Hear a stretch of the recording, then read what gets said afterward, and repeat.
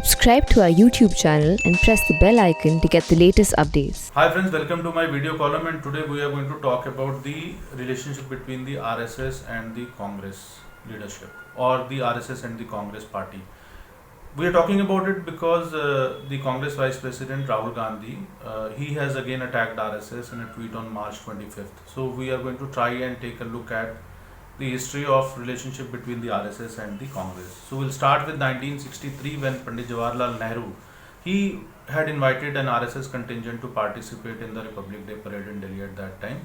The reason was that the RSS Swayamsevaks or the RSS volunteers had done some stellar work during the 1962 war when India fought against China, and so in recognition and appreciation of that work, the RSS volunteers were invited to participate in the Republic Day parade as a contingent, and they did participate. Then comes 1965 when Pakistan attacked India. Shri Lal Bahadur Shastri, again a Congress stalwart and a Gandhian leader, he called for an all-party meeting, and the only non-political organization which was invited in that meeting was RSS.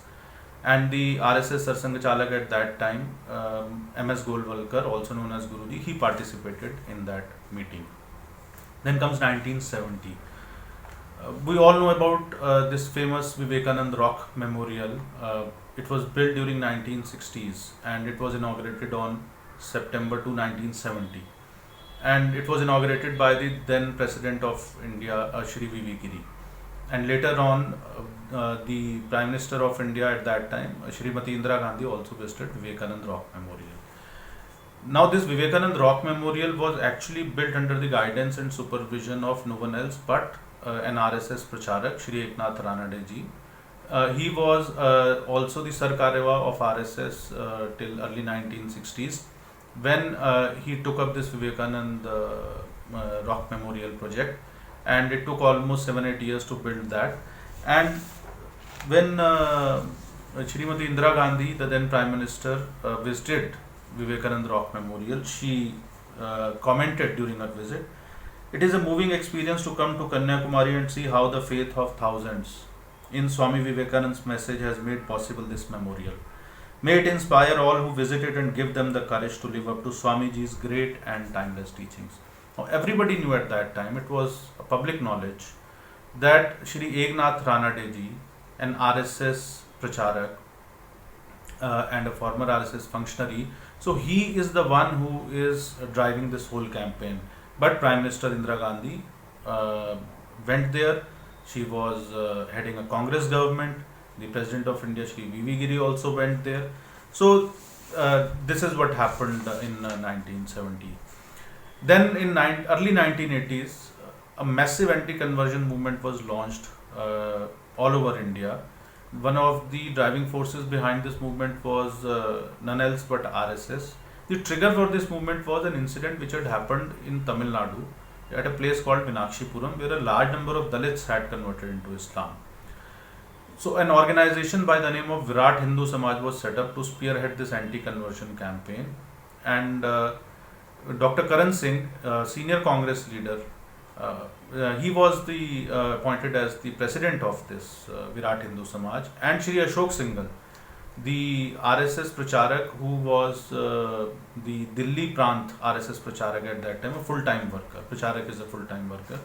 So he was the general secretary of this organization, and over the next few years, this organization organized a large number of public meetings, rallies, conferences to raise awareness about anti-conversion issue, and or to raise awareness, against conversion, religious conversion.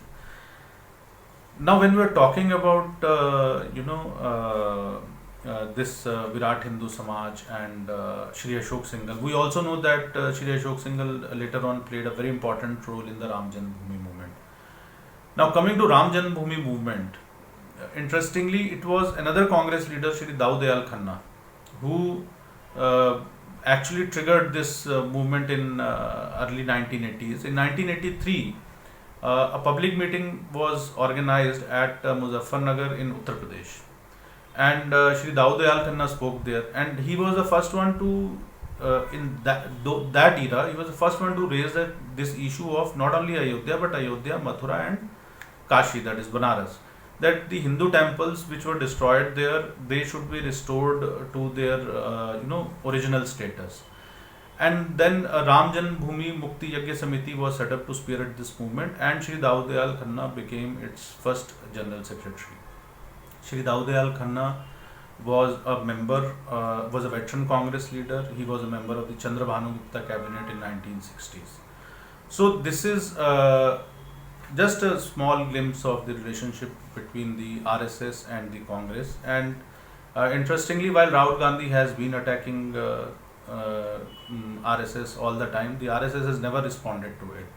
But I just thought that these few nuggets from the recent history of India, so they would kind of give a proper perspective to this whole debate. And do share your feedback.